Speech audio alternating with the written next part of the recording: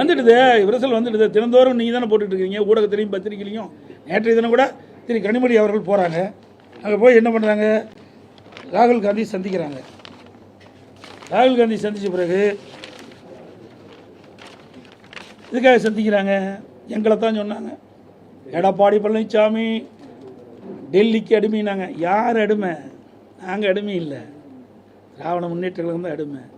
இன்றைக்கி அங்கே போய் கெஞ்சிக்கின்ற நிலவிக்கு வந்துடுது திமுக. இங்கிருந்து அங்கே போய் பேசுகிறாங்க, அதில் அழைச்சிட்டாங்கல்ல, இங்கிருந்து அங்கே அழைச்சிட்டாங்கல்ல. அங்கே தானே போய் ராகுல் காந்தி சந்தித்தாங்க, அங்கே தானே திருமதி சோனியா அம்மாவை சந்தித்தாங்க. அப்போ குழப்பம் வந்துடுதில்ல திமுகவில். திமுகவில் காங்கிரஸ் இருக்குமா இல்லையா என்பது தடுமாறி கொண்டு இருக்கின்றது.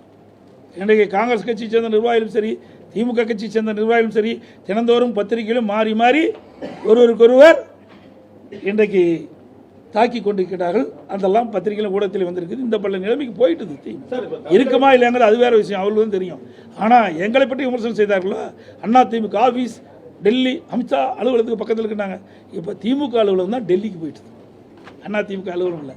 அது மட்டும் இல்லை, திருமதி கனிமொழி அவர்கள் சொன்னாங்க, எங்களுடைய தேர்தல் அறிக்கையை தயாரிக்கின்ற குழுவுக்கு நான் கதாநாயகனாங்க.